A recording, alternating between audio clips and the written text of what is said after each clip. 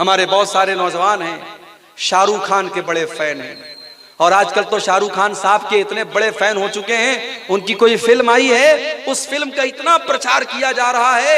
एक साहब ने मुझे मोबाइल पर मैसेज भेजा कि शाहरुख खान की इस फिल्म को देखने के पहले वजू करके जाएं, वजू करके जाएं और अदब से जाएं, इस्लाम की तबलीग हो रही है इससे। मैंने कहा अल्लाह अकबर।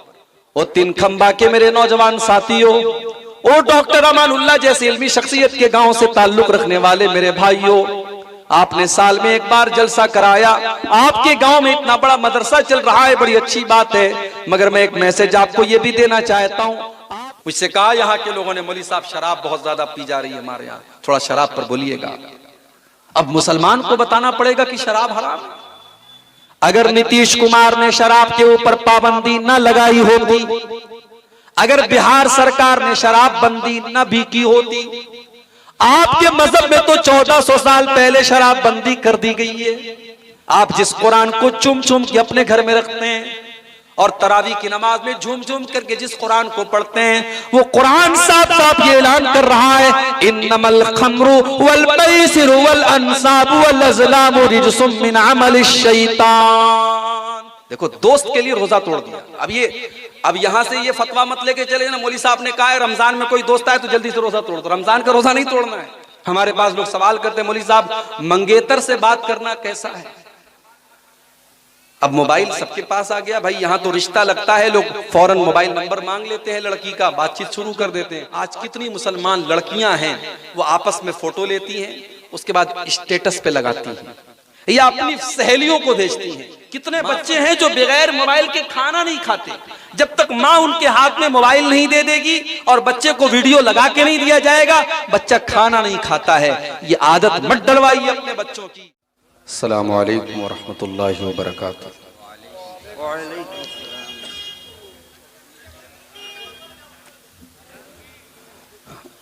अल्हम्दुलिल्लाह नहमदुहु व नस्तईनुहु व नस्तगफिरुहु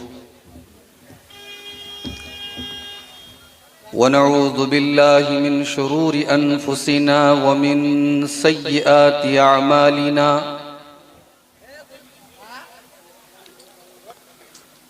मन यहदिहिल्लाहु फला मुदिल्ल लहु व मन युद्लिल फला हादिय लहु।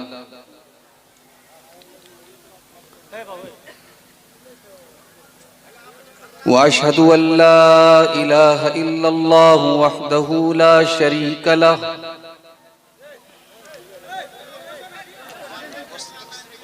व अशहदु अन्न मुहम्मदन अब्दुहु व रसूलुहु।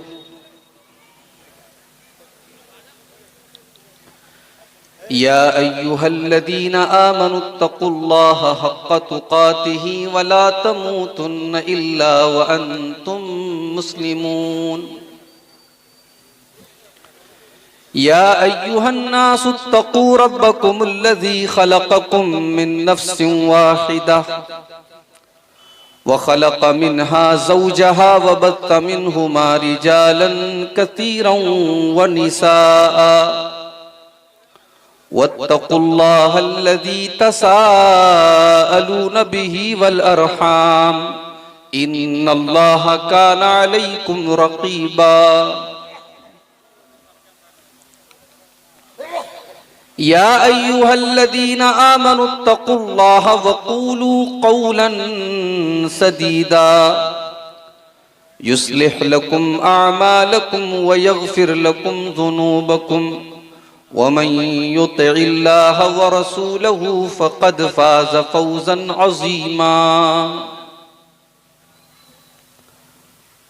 अम्मा बाद फ़इन्न ख़ैरल हदीस किताबुल्लाह व ख़ैरल हदी हदी मुहम्मदिन सल्लल्लाहु अलैहि वसल्लम व शर्रल उमूरि मुहदसातुहा व कुल्ल मुहदसतिन बिदअह व कुल्ल बिदअतिन ज़लालह व कुल्ल ज़लालतिन फिन्नार। अऊज़ु बिल्लाहि मिनश शैतानिर रजीम। बिस्मिल्लाहिर रहमानिर रहीम। मन अमिल सालिहन मिन ज़करिन औ उन्सा वहुव मुमिनुन फलनुहयिन्नहु हयातन तय्यिबह वलनजज़ियन्नहुम अजरहुम बिअहसनि मा कानू यअमलून। सदर मोहतरम, उलमाए किराम, मोहतरम बुजुर्गों, नौजवान साथियों, पर्दा नशीन माओ और बहनों, प्यारे बच्चों,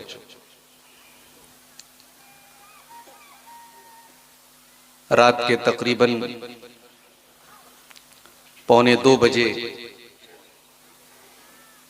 आपके सामने हाजिर होने का मौका मिल रहा है। बड़े लंबे सफर के बाद ताखीर से आपके बीच हाजिर हुआ हूं। आप लोगों ने इंतजार किया, जलसे के मुंतज़मीन भी परेशान थे, लेकिन अल्लाह की तौफीक से दोपहर 3 बजे मैं बनारस में था और रात के 1:30 बजे अगर मैं आपके इस इलाके में नेपाल बॉर्डर के करीब मौजूद हूं तो ये अल्लाह ताला की तौफीक है, उसकी मदद है।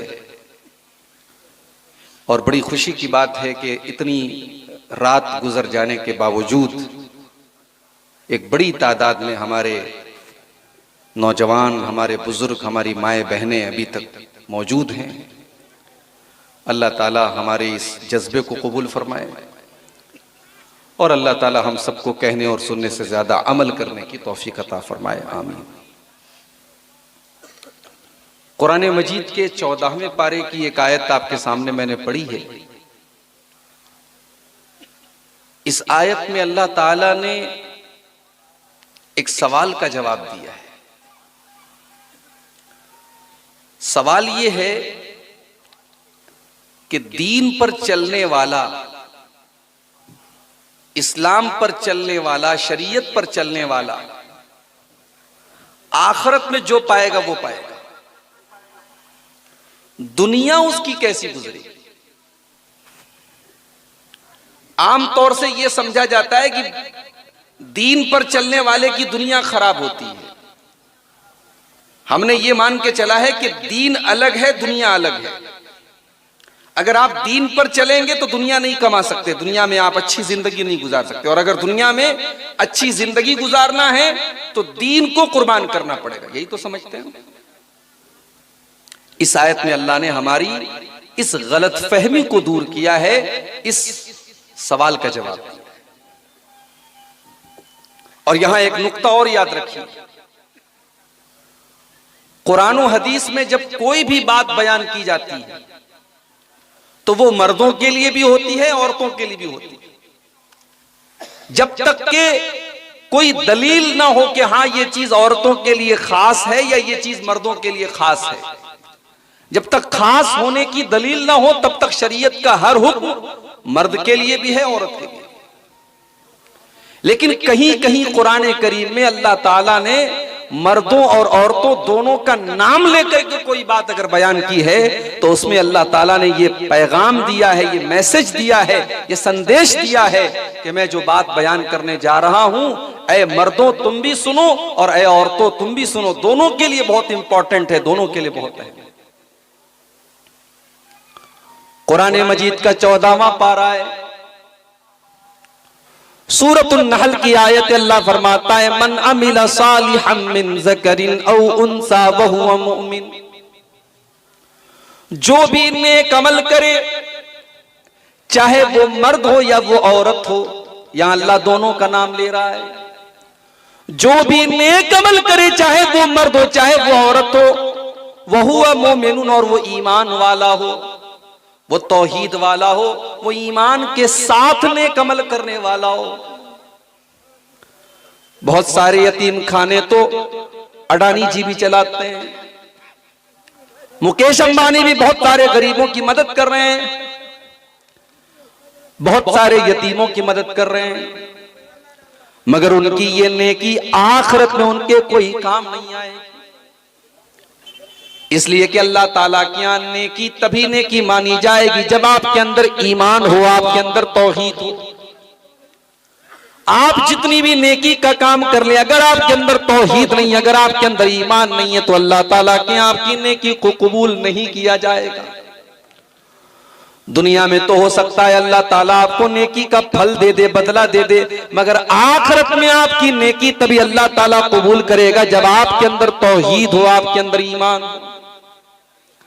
अल्लाह फरमा रहा है, मन अमिल सालिहम मिन ज़करिन औ उन्सा, जो भी मर्द या जो भी औरत नेक अमल करे इस हाल में कि वो ईमान वाला हो, वो तौहीद पर हो, वो एक अल्लाह की इबादत करने वाला हो, वो अल्लाह के साथ किसी को शरीक करने वाला ना हो, वो शिर्क करने वाला ना हो, तो हम क्या करेंगे? अल्लाह फरमाता है, फलनुहयिन्नहु हयातन तय्यबा, हम उसे दुनिया में भी एक बेहतरीन जिंदगी देंगे। नेक अमल करने वाले को हम दुनिया में बेहतरीन जिंदगी, अल्लाह का वादा है, अल्लाह का वादा कभी झूठा नहीं हो सकता। अगर आपकी जिंदगी इस्लाम के मुताबिक गुजरेगी, अगर आपकी जिंदगी शरीयत के मुताबिक गुजरेगी, तो अल्लाह का वादा है कि अल्लाह आपकी जिंदगी को बेहतरीन जिंदगी बना देगा। अब बेहतरीन का मतलब यह नहीं होता कि आप करोड़पति बन जाएंगे। बेहतरीन का मतलब यह नहीं कि आपके पास बड़ा आलीशान बंगला हो जाएगा, आपके पास 4 व्हीलर गाड़ी हो जाएगी।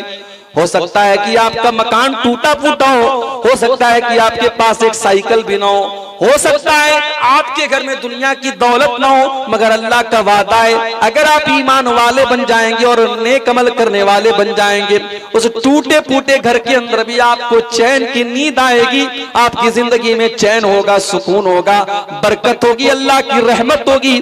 फलनुहयिन्नहु हयातन तय्यबा, अल्लाह फरमाता है हम तुझे एक बेहतरीन जिंदगी अता फरमाएंगे। तो ये दिमाग से पहले ये कीड़ा निकाल दो कि दीन पर चलेंगे तो दुनिया नहीं मिलेगी। क्यों नहीं मिलेगी भाई? इसी दीन पर चल करके सहाबे किराम ने दुनिया को भी हासिल किया और आखिरत की नेमतों को भी उन्होंने हासिल किया। इसी दीन पर चल करके पूरी दुनिया में इस्लाम का झंडा लहरा दिया सहाबे किराम ने। कौन सी ऐसी चीज थी जो सहाबा के पास नहीं थी? दौलत भी उनके पास आई, हुकूमत भी उनके पास आई, पावर भी उनके पास आया, और दुनिया की बड़ी बड़ी सुपर पावर सहाबे किराम के दौर में वो दौर भी आया कि हजरत उमर फारूक का नाम लिया जाता था तो दुनिया के बड़े बड़े सुपर पावर डर जाते थे, कांपने लगते थे। आपके पास अगर ईमान है, आपके पास अगर तौहीद है, आपके पास अगर दीन है, दुनिया की सुपर पावर आपके आगे घुटने टेक देंगे मेरे भाई। इसीलिए कुरान करीम में बड़ी प्यारी दुआ अल्लाह ताला ने हमको सिखाई है।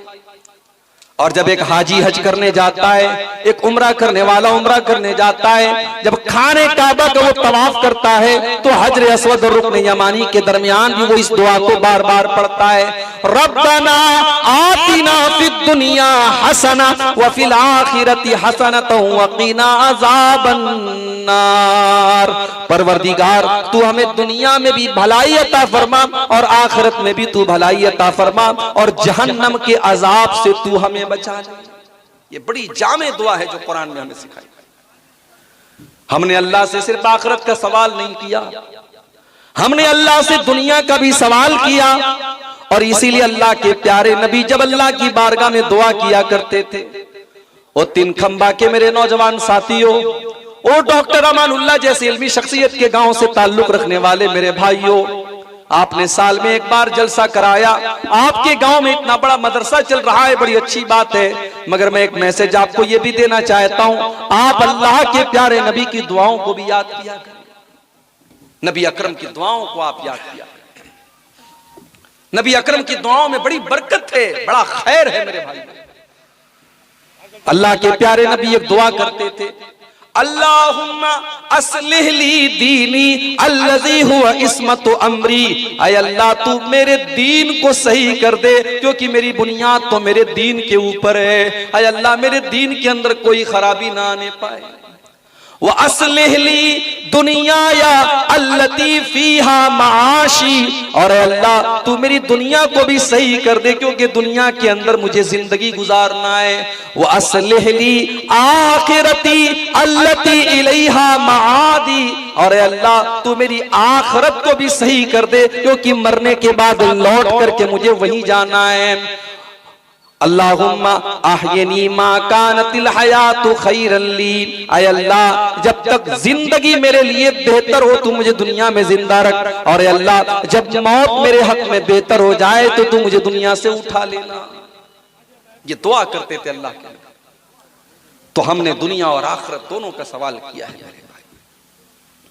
बहुत सारे ऐसे काम हैं हमें लगता है ये दुनिया का काम है, शादी करना, बीवी का हक अदा करना, बच्चे पैदा करना और बच्चों की तरबियत करना, ये तमाम चीजें तो हमें लगता है कि दुनिया का काम है। मगर इस्लाम ये कहता है अगर आपने अपने आप को गुनाह से बचाने के लिए और अपनी शर्मगाह की हिफाजत के लिए अगर आपने निकाह किया है और आप जायज तरीके से अपनी बीवी से अपनी ख्वाहिश पूरी कर रहे हैं, तो आपका ये ख्वाहिश पूरी करना भी शरीयत की नजर में सवाब का काम है और इस पर भी आपको सवाब मिलेगा।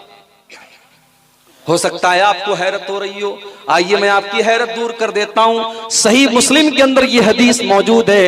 अल्लाह के प्यारे नबी के पास कुछ सहाबा थे, गरीब साहब आते हैं और आकर के कहते हैं अय अल्लाह के नबी, अमीर लोग तो हमसे सवाब में आगे निकल गए, अय अल्लाह के नबी हम भी नमाज पढ़ते हैं और अमीर लोग भी नमाज पढ़ते हैं, हम भी रोजा रखते हैं, अमीर लोग भी रोजा रखते हैं, लेकिन अय अल्लाह के नबी हम तो गरीब लोग हैं, हमारे पास दौलत नहीं है, हमारे पास माल नहीं है। व यतसद्दक़ून बिफुदूल अमवालिहिम, अय अल्लाह के नबी अमीरों को अल्लाह ने बहुत दौलत से नवाजा है, वो अल्लाह की राह में सदका खैरात करते हैं, वो चंदा देते हैं, वो दान करते हैं, वो खैरात करते हैं। अय अल्लाह के नबी हम तो गरीब लोग हैं, हम तो उनका मुकाबला इस चीज में नहीं कर सकते। अय अल्लाह के नबी हम तो पीछे रह जाएंगे और अमीर लोग आगे निकल जाएंगे। मेरा नबी अमीरों का भी नबी है, गरीबों का भी नबी है। मेरे नबी सारी कायनात के लिए रहमत है। मेरे नबी ने अपने गरीब सहाबा के आंसुओं को कैसे पोंछा मेरे भाई।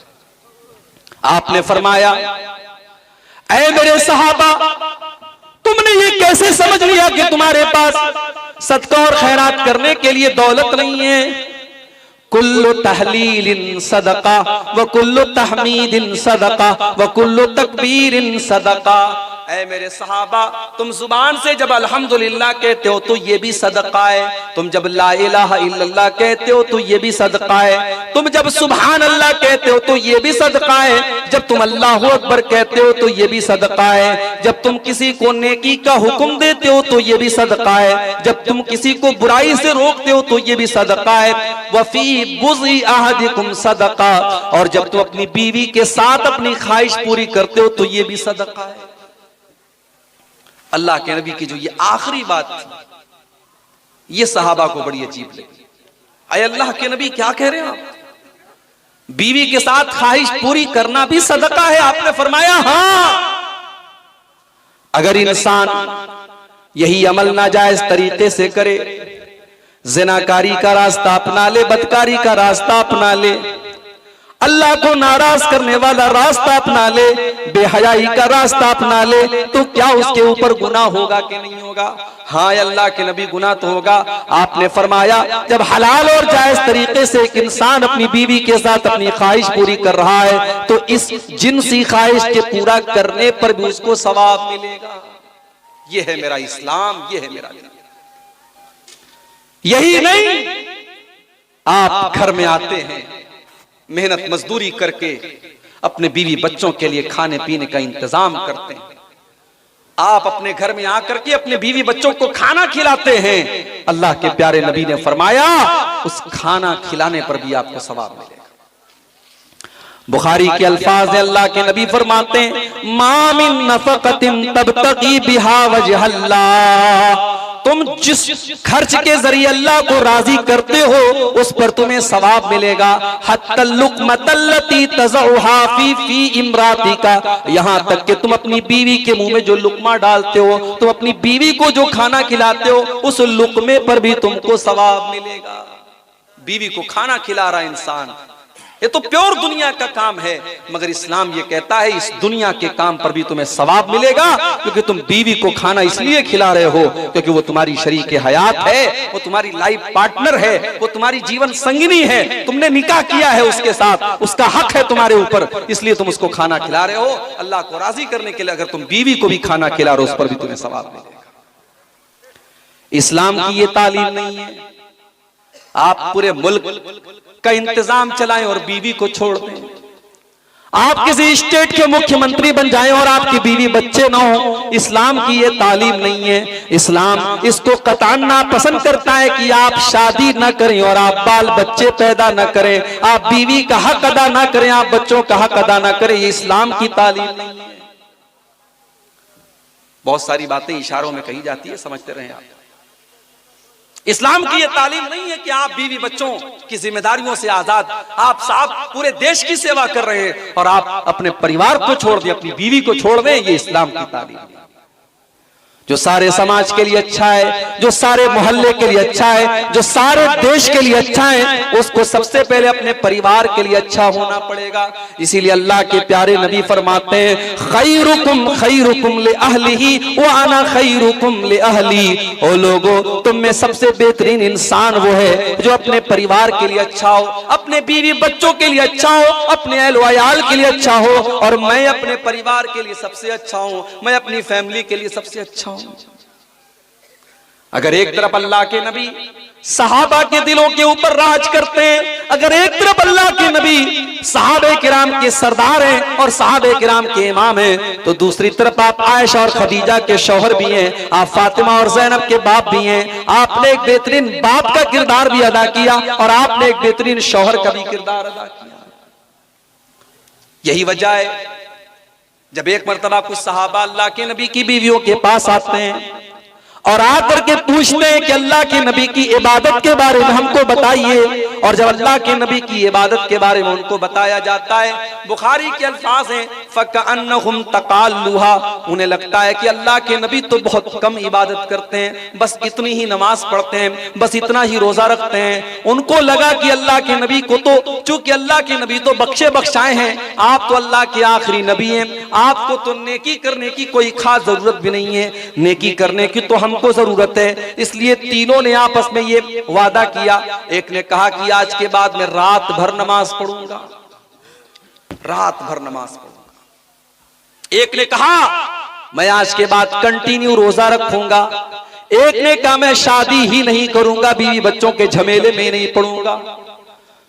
तीनों ने ये बात अच्छे मकसद के लिए कही, अल्लाह को राजी करने के लिए कही, मगर इस्लाम के खिलाफ थी उनकी ये बात। इसलिए जब अल्लाह के नबी को पता चला, आपने तीनों को बुलवाया और आपने फरमाया क्या तुम लोगों ने ऐसी ऐसी बात कही है? हाँ अल्लाह के नबी, हमने ऐसी ऐसी बात कही है। आपने फरमाया सुनो, मैं तुम सबसे ज्यादा अल्लाह से डरने वाला और तुम सबसे ज्यादा अल्लाह का तकवा मेरे दिल में है, लेकिन मैं नमाज भी पढ़ता हूँ और रात में आराम भी करता हूँ। इसीलिए रात की नमाज को तहज्जुद कहते हैं। तहज्जुद का मतलब क्या होता है? सो करके उठना। ये नोट कर लो, तहज्जुद का मतलब क्या होता है? सो करके उठना। इसीलिए उलमा कहते हैं कि रात भर जाग करके इबादत करना ये ठीक नहीं है, थोड़ा सा सो करके उठें और फिर आप इबादत करें, ये नबी की सुन्नत है। और तहज्जुद के लफ्ज़ से भी यही पता लगता है। आपने फरमाया उसल्ली व अरकुद, मैं रात में तहज्जुद भी पढ़ता हूँ और आराम भी करता हूँ, और मैं व असूम व उफ्तिर, मैं रोजा भी रखता हूँ और मैं इफ्तार भी करता हूँ। मैं नफिल रोजा भी रखता हूं और कभी नहीं भी रखता हूं, कभी दिल चाहा तो रख लिया, कभी मैंने नहीं रखा। यानी फर्ज रोजे की बात नहीं, नफिल रोजे की बात हो रही है कि नफिल रोजा मैं कंटिन्यू नहीं रखता हूं, कभी रखता हूं कभी नहीं रखता हूं। वह तज़व्वजतु, और मैंने शादियां भी की हैं, मेरी 9 बीवियां हैं और मैं 9 बीवियों का हक अदा कर रहा हूं, और यही मेरा तरीका है और यही मेरी सुन्नत है। फमन रगीबा अन सुन्नती फलैसा मिन्नी, जो मेरे तरीके पर नहीं चलेगा उसका मुझसे कोई ताल्लुक नहीं है। आज कितने लोग हैं माशाअल्लाह, 5 टाइम के नमाजी हैं, चेहरे पर भरपूर सुन्नत वाली दाढ़ी है, माथे पर जबरदस्त सजदे का निशान है, लेकिन घर में जब बीवी के सामने जाते हैं तो जल्लाद बन जाते हैं, आंखें अंगारा बन जाती हैं, बीवी बच्चे उनको देख करके डर जाते हैं। माफ करना मेरे भाई, आपका अखलाक सारे जमाने के लिए अगर अच्छा है और बीवी बच्चों के लिए अगर आपका अखलाक अच्छा नहीं है तो आप दीनदार नहीं है, आप अच्छे इंसान नहीं है, आप अच्छे मुसलमान नहीं है। अगर आपका अखलाक अच्छा है तो बीवी के साथ भी आपका अखलाक अच्छा होना चाहिए, बच्चों के साथ भी आपका अखलाक अच्छा होना चाहिए। कभी कभी तो मैं अपने बारे में महसूस करता हूं, रात रात भर मैं तकरीर कर रहा हूं, बीवी बच्चों को छोड़ करके, मुनासिब नहीं है, मुनासिब नहीं है मेरे भाई। कभी कभार की बात है, ठीक है, लेकिन अगर इसको एक मामूल बना लिया जाए, महीने महीने भर हम तकरीरें करें और बीवी बच्चों को छोड़ दें, गलत है ये।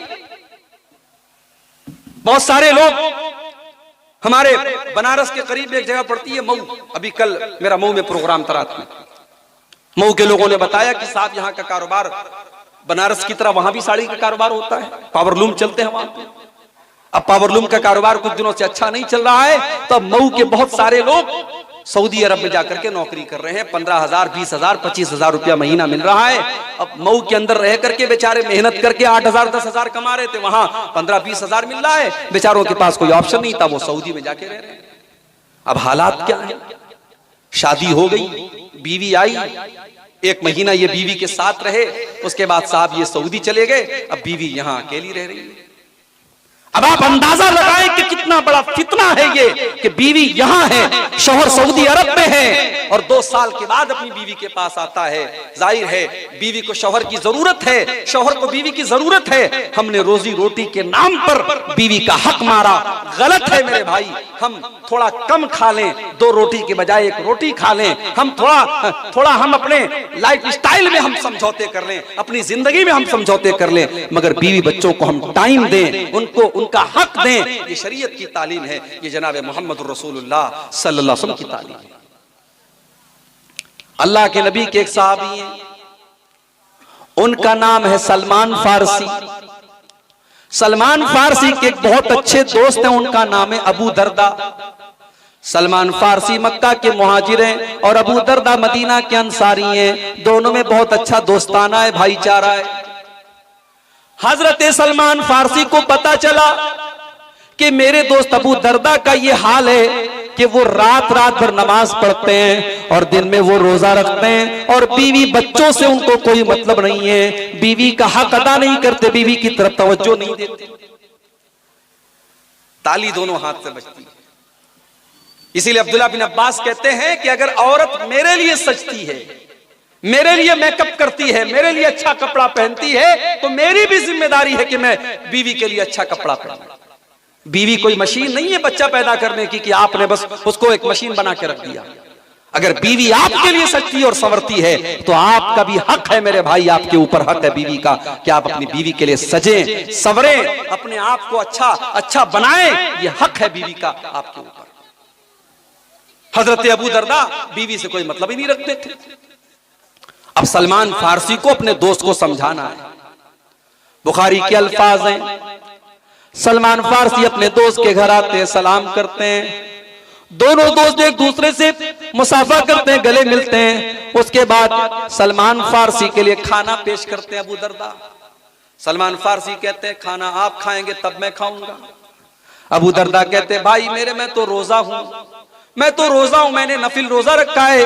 कहा कि नहीं, जब तक आप अपना रोजा तोड़ करके मेरे साथ खाना नहीं खाएंगे मैं आपके घर में एक लुकमा नहीं खाऊंगा। आपकी शेरशाबादी बिरादरी में ये चीज मैंने देखी है। हमारे यहाँ ऐसा नहीं होता कि मेहमान के दस्तरखान पे, हमारे यहाँ क्या होता है खाना रख दिया, अब मेहमान अपने से निकाल रहे। यहाँ मैंने देखा, यहाँ भी देखा, बंगाल में भी देखा कि प्लेट में मेहमान को निकाल के दिया जाता है। इसको मेहमान नवाजी इसको माना जाता है कि साहब मैं आपको निकाल के, मैं गोश्त आपको दूंगा, मैं चावल आपको दूंगा, मैं रोटी आपको दूंगा, आप खुद से नहीं लेंगे। ये मेहमान नवाजी इसको कहा जाता है। हमारे यहाँ दस्तरखान पर रख दिया, मेहमान खुद से खा रहा है, हमारे यहाँ निकाल के नहीं दिया जाता है। अलग अलग कल्चर होता है हर जगह। राजस्थान में एक मर्तबा मेरा प्रोग्राम था जयपुर में, जुमा का दिन था। अब हम लोगों की आदत है दोपहर में तो चावल हर हाल में खाते हैं। अब दोपहर का टाइम था, गोश्त आया, रोटी आई, मैं खा लिया। अब मैं खा करके बैठा हूं कि साहब चावल आएगा। 10 मिनट हो गया, चावल नहीं आया। लोगों ने कहा मौलाना क्या हुआ, पानी पी लीजिए। मैंने कहा साहब चावल। बोले यहाँ चावल नहीं चलता है, कल्चर है, वहां रोटी ही चलती है, चावल नहीं चलता है। और कहीं जाओ तो लोग पूछते मौली साहब भात खाबे ना रोटी खाबे। मैं कहता हूं भाई मैं दोनों खाऊंगा, भात भी खाऊंगा रोटी भी खाऊंगा, कोई एक चीज नहीं, दोनों खाऊंगा। मेरे यहाँ दोनों चीजें मेरे कल्चर में शामिल है। कहीं कहीं खाने के बाद मिठाई आती है, कहीं पहले मिठाई आती है फिर खाना आता है। कल्चर की बात है। हजरत अबू दरदा ने कहा कि आप मेरे साथ बैठ करके खाना खाएंगे तब मैं खाना खाऊंगा। बेचारे ने रोजा तोड़ा अपना। देखो दोस्त के लिए रोजा तोड़ दिया। अब यहां से ये फतवा मत लेके चले ना, मौली साहब ने कहा है रमजान में कोई दोस्त आए तो जल्दी से रोजा तोड़ दो। रमजान का रोजा नहीं तोड़ना है, नफिल रोजे की बात है। नफिल रोजे की बात है, आम रोजा। नफिल रोजे में भी अगर खास नफिल रोजा है, मिसाल के तौर पे मुहर्रम की 10 तारीख का रोजा है, अरफा का 9 तारीख का रोजा है, वो नहीं तोड़ेंगे आप। आम नफिल रोजा है और कोई वजह आ गई तो आप तोड़ सकते हैं। तो हजरत अबू दरदा ने रोजा तोड़ दिया, खाना खाया दोस्त के साथ। मगरिब की नमाज पढ़ी, इशा की नमाज पढ़ी। रात इशा की नमाज के बाद थोड़ी सी रात का हिस्सा आया, हजरत अबू दरदा खड़े होकर के तहज्जुद की नमाज पढ़ने लगे। हजरत सलमान फारसी ने कहा कि रुक जाओ, अरे अबू दरदा अभी तहज्जुद की नमाज का टाइम नहीं हुआ है, अभी रुक जाओ।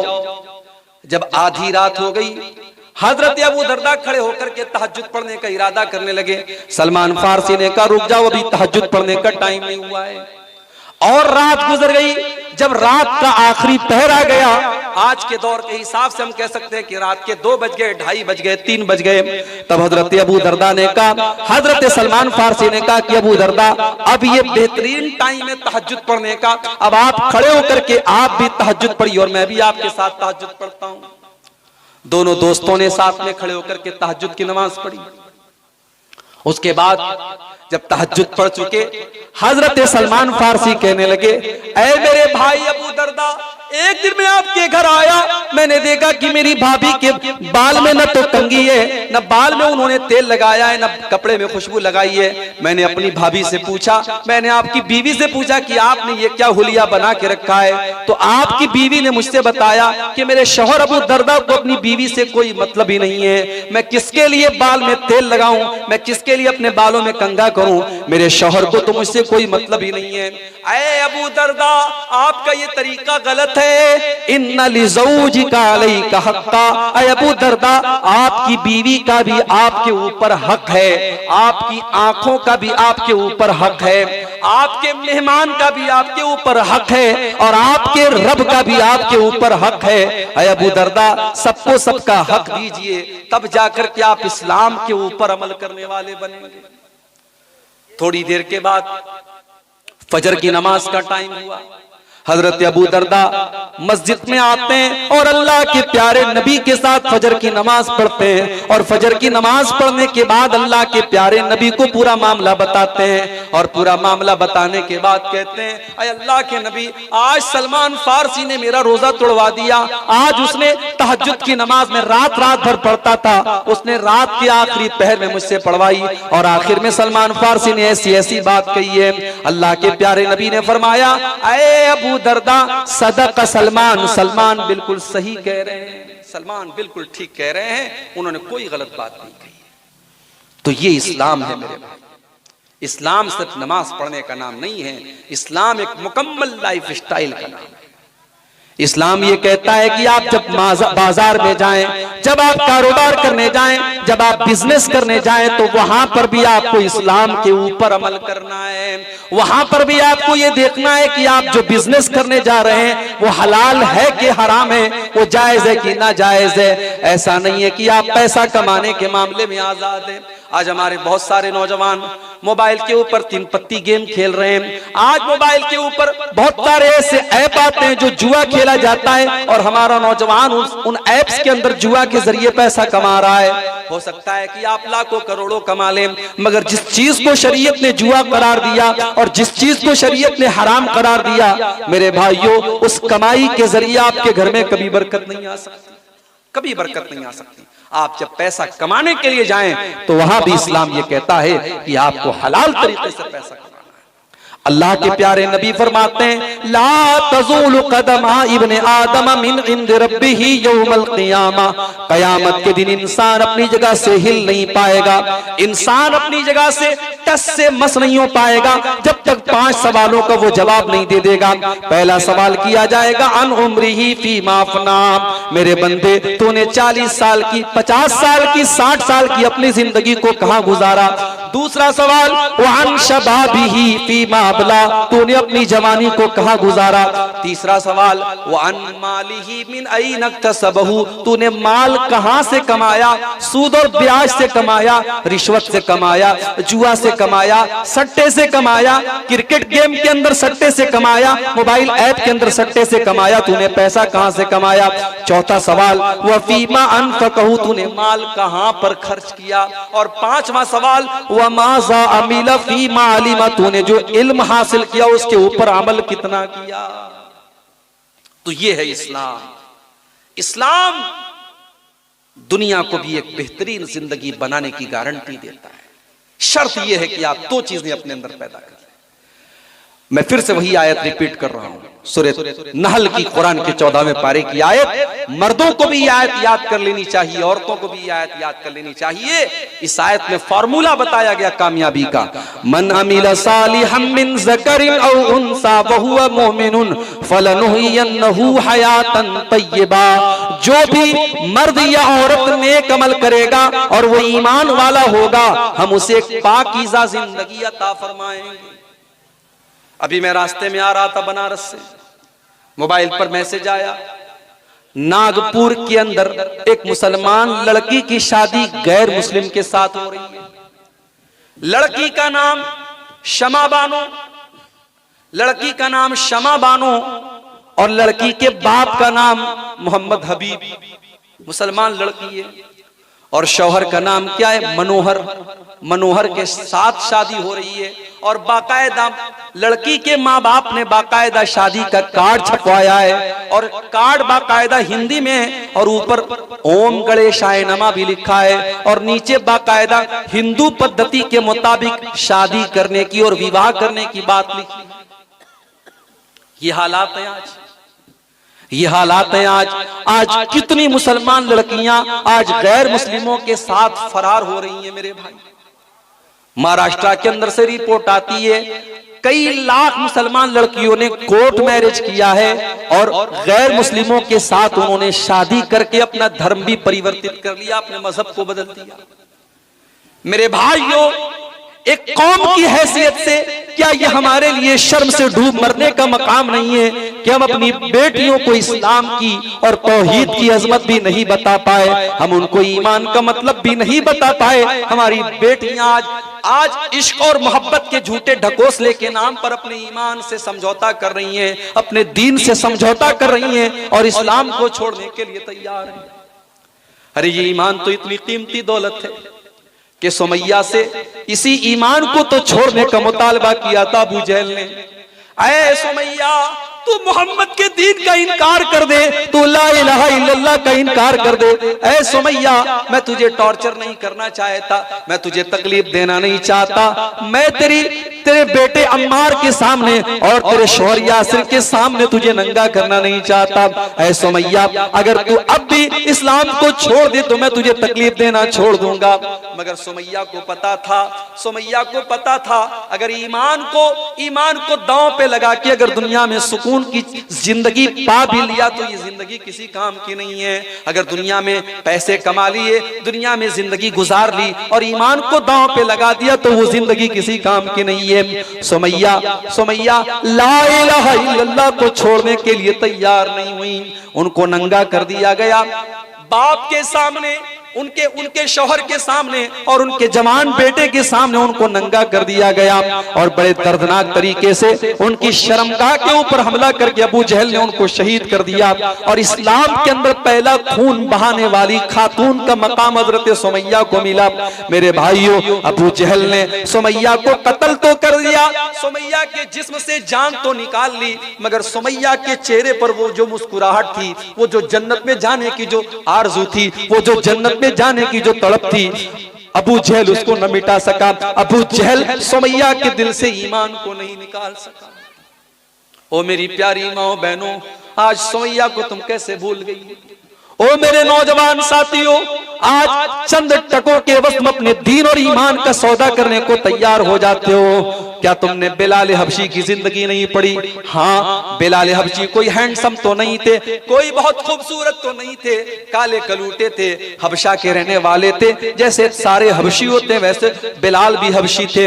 लेकिन ऐ बिलाल, तेरे काले और तेरे काले कलूटे बदन के बावजूद तेरे सीने के अंदर जो दिल था, ऐ बिलाल उस दिल का क्या कहना। उस दिल के अंदर ईमान की कैसी ताकत थी, ईमान की कैसी ताकत थी कि बिलाल हबशी को जब उनके मालिक उमैया बिन खल्फ ने अरब की तपती हुई रेत पर लिटाया और उनके सीने पर गर्म पत्थर रखा और बिलाल से कहा कि ऐ बिलाल, तेरे सीने पर ये गर्म पत्थर तेरे सीने की चर्बी को पिघला रहा है और तेरी पीठ की चर्बी पिघल रही है अरब की उस तपती हुई रेत पर। ऐ बिलाल, मैं तुझे इतनी तकलीफ नहीं देना चाहता, तो ला इलाहा इल्लल्लाह को छोड़ दे, तो इस्लाम को छोड़ दे, तो ये इकरार कर ले कि हमारे 360 जो हमारे बुत हैं और हमारे जो माबूद है वो तेरे मुश्किल कुशा हैं, वो तेरे रब है, वो तेरी मदद करने वाले और तेरी बिगड़ी बनाने वाले हैं। ऐ बिलाल, हम तुझे छोड़ देंगे। बिलाल, तू खूबसूरत तो नहीं है, तू हमारे नौजवानों की तरह हैंडसम तो नहीं है, तेरा हेयर स्टाइल तो बहुत अच्छा नहीं है, मगर ऐ बिलाल, तेरे अंदर ईमान की खूबसूरती है, तेरे दिल में ईमान की रोशनी है, तेरे सीने में ईमान वाला दिल है।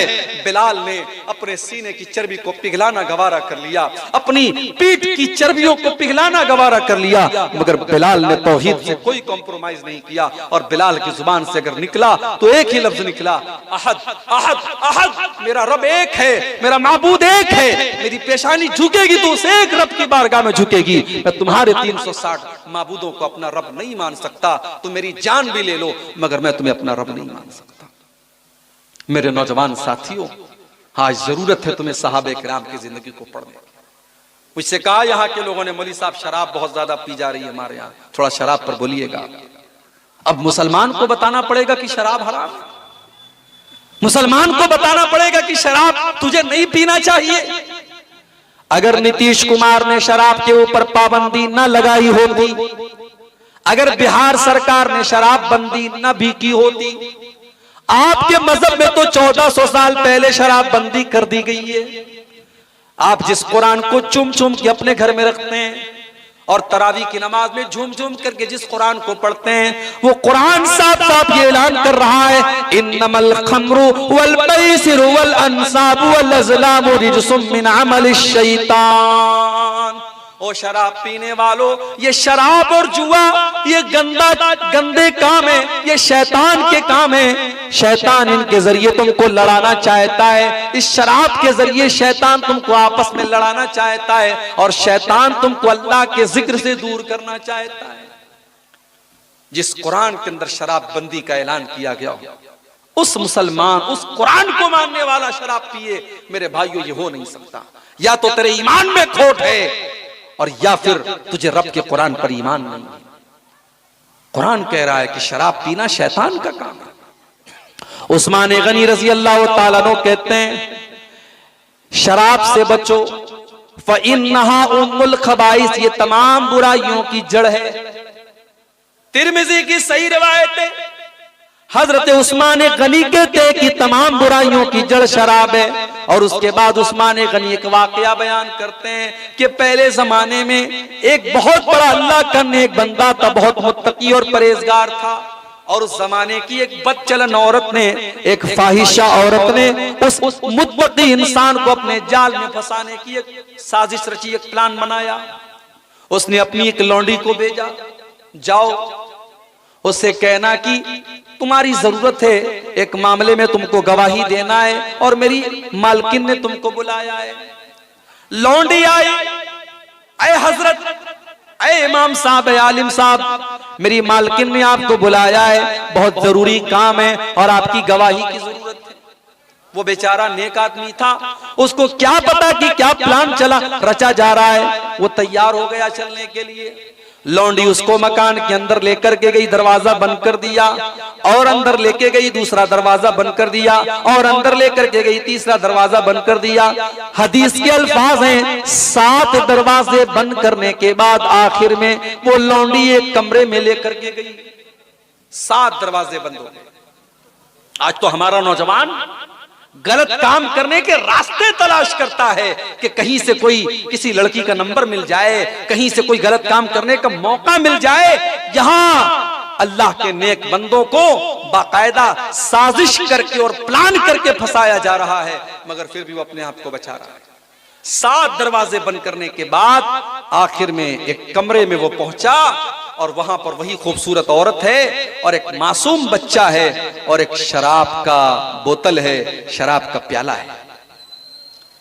उस औरत ने कहा, तुम्हारे सामने 3 चॉइस है, 7 दरवाजे बंद हैं, अगर तुमने मेरी बात नहीं मानी तो मैं कत्ल कर दूंगी तुमको, तुम्हें बदनाम कर दूंगी, या तो तुम मेरे साथ ज़िना करो, या तुम मेरे साथ ज़िना करो, या तुम इस बच्चे को कत्ल करो, और या फिर तुम शराब पी लो। 3 काम में से कोई एक काम करो।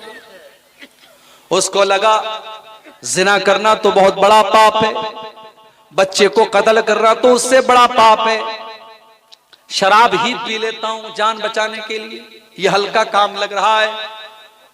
उसने एक प्याला शराब पी, नशा चढ़ा, उसने एक और प्याला लिया, उसको भी पी गया, और नशा चढ़ा, उसने एक और प्याला लिया, यहां तक कि शराब की उसने पूरी बोतल खाली कर दी, और जब मुकम्मल नशे में आ गया, उसको कोई होश नहीं रहा कि वो कौन है और क्या है। उसने उस औरत के साथ ज़िना भी कर लिया और उस बच्चे को कत्ल भी कर दिया, और इस तरीके से शराब के चक्कर में पड़ करके एक नेक इंसान ने ज़िना जैसा गुनाह भी किया और कत्ल जैसा गुनाह भी किया। इसीलिए उस्मान गनी कहते हैं, इज्तनिबुल खम्र फइन्नहा उम्मुल खबाइस, ओ लोगों शराब से बचो, ये तमाम बुराइयों की जड़ है, शराब से बचो। सिगरेट बिकती है ना, गुटखा बिकता है, गुटखे के ऊपर फेफड़े की खतरनाक तस्वीर बनी रहती है, लिखा रहता है tobacco is dangerous for health, तंबाकू आपके स्वास्थ्य के लिए हानिकारक है, तंबाकू आपकी सेहत के लिए खतरनाक है। गुटखे पर भी लिखा है, बीड़ी और सिगरेट के पैकेट पर भी लिखा है, सरकार लिखवा भी रही है और लाइसेंस देकर के बिकवा भी रही है। सरकार ये भी कह रही है इससे कैंसर होता है, और सरकार उसका लाइसेंस भी दे रही है। गुटखा बिक रहा है, सिगरेट बिक रही है, और पीने वाले पी रहे हैं। कैंसर से लाखों लोग मर रहे हैं हर साल, मगर सिगरेट पीने वालों की भी कोई कमी नहीं, गुटखा खाने वालों की भी कोई कमी नहीं। लेकिन 1400 साल पहले जिस माहौल में लोग शराब पीने के आदी थे और लोगों के दस्तरखान पर शराब पी जाती थी, खाने के साथ साथ शराब की बोतल भी रखी जाती थी, जब उस माहौल में कुरान की आयत नाजिल होती है, ऐ ईमान वालो इन्नमल खम्रु वल मैसिरु वल अंसाबु वल अज़लामु रिजसुम मिन अमल शैतान, ऐ ईमान वालो ये शराब पीना, ये जुआ खेलना, ये किस्मत का हाल मालूम करने के लिए पासे के तीर निकालना, और ये गैरुल्लाह के नाम पर लोगों के आस्थानों पे जाके सर झुकाना, ये सारे के सारे गंदे काम है, ये शैतान के काम है, तुम इन कामों से बचो। जब कुरान की आयत नाजिल होती है, सहाबे किराम अपने शराब के मटके तोड़ देते हैं, अपने शराब के प्यालों को तोड़ देते हैं, अपने शराब के बर्तनों को तोड़ देते हैं। ओ लोगों, आज सरकार सिगरेट और तंबाकू के खिलाफ एडवर्टीजमेंट पर लाखों करोड़ों खर्च करती है, मगर कोई फायदा नहीं। और यहाँ कुरान की एक आयत नाजिल होती है और सहाबे किराम अपनी इस्लाह कर लेते हैं। ये ईमान की ताकत है, ये अल्लाह के डर की ताकत है। जब अल्लाह का डर पैदा होता है तो मुजरिम खुद आकर के अदालत में अपने जुर्म का इकरार करता है। अल्लाह के नबी साहबा के साथ बैठे हुए हैं, एक औरत आती है, आए अल्लाह के नबी, मैं कबीले गामिद से ताल्लुक रखती हूं। आए अल्लाह के नबी, मैंने ज़िना किया है, मैं शादीशुदा हूं, मैं विवाहित औरत हूं, मैं शादीशुदा औरत हूं और मैंने एक मर्द के साथ ज़िना कर लिया है। आए अल्लाह के नबी, मुझे पता है कि इस्लाम में शादीशुदा औरत अगर ज़िना कर दे तो उसकी सजाए मौत है। अल्लाह के नबी मुझे ये सजा दे दीजिए ताकि कल अल्लाह ताला कयामत के दिन मुझे सजा ना दे।